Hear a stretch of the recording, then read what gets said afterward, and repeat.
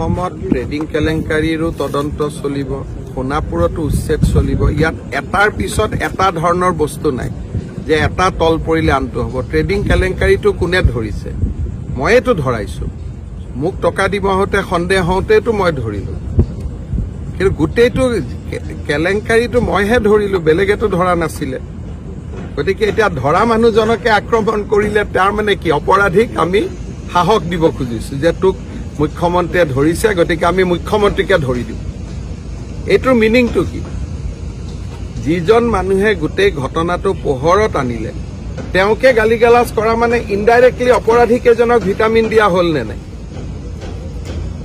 এতিয়াতো আপোনালোকে জানে চেনেলবিলাকত বা বিভিন্ন ইউটিউব এওঁলোকৰ ওপৰত পডকাষ্ট হৈছে, এওঁলোকক হিৰো বনাই আছিলে। মইতো দেখা নাছিলো।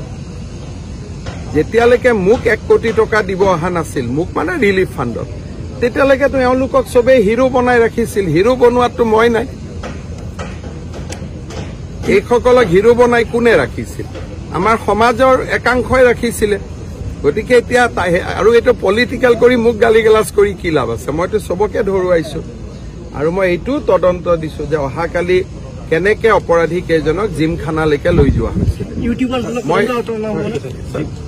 কালি প্ৰথম গ্ৰেপ্তাৰ কৰি আমাৰ এটা পুলিচৰ ফৰ্চে তেওঁলোকক জিমখানাত লৈ গৈছে। লৈ গৈ এটা চেনেলক সাক্ষাৎকাৰ ল'ব দিছে।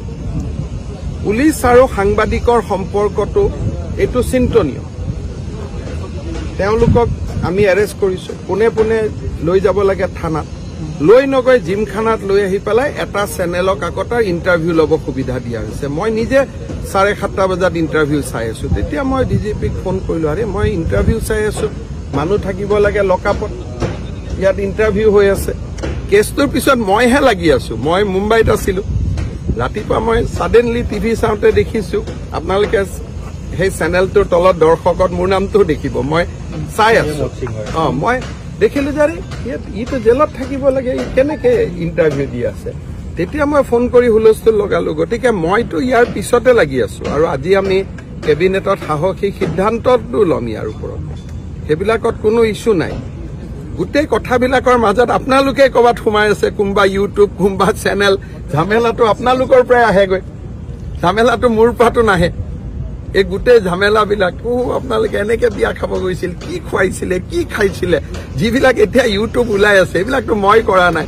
আৰু আধা ইউটিউবক চাব লোকসভা ইলেকশ্যনৰ সময়ত এই আধা ইউটিউব চেনেলে মোক গালি পাৰি আছে। ব্যৱস্থা কি ল'ব? এতিয়া আপোনালোকে কিবা দেখুৱালে আপোনালোকক মই কি ব্যৱস্থা ল'ব পাৰো? দেশততো মই যদি আপোনালোকক এৰেষ্টো কৰো, হাইকোৰ্টে বেল দি দিব, ক'ব যে সংবাদ মহলৰ ওপৰত কিয় আক্ৰমণ চলাইছে। এটা সাংবাদিকৰ ওপৰত ব্যৱস্থা সাংবাদিকে নিজে ল'ব লাগিব। চৰকাৰেতো আৰু সাংবাদিক ইউটিউবাৰৰ ওপৰত চৰকাৰে ব্যৱস্থা ল'ব নোৱাৰে।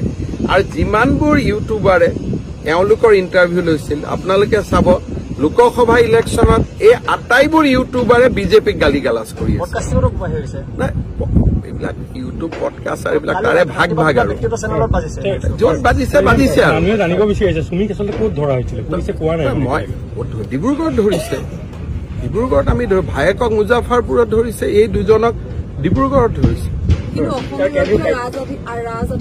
ময়েতো কলো যে মই বেয়া পাইছো বুলি। সেইটো ৰাজআতিথ্য দিয়া নাই, এটা চেনেলক সহায় কৰিবৰ কাৰণে লৈ গৈছিল। এইটো আৰক্ষীক দোষ দি লাভ নাই।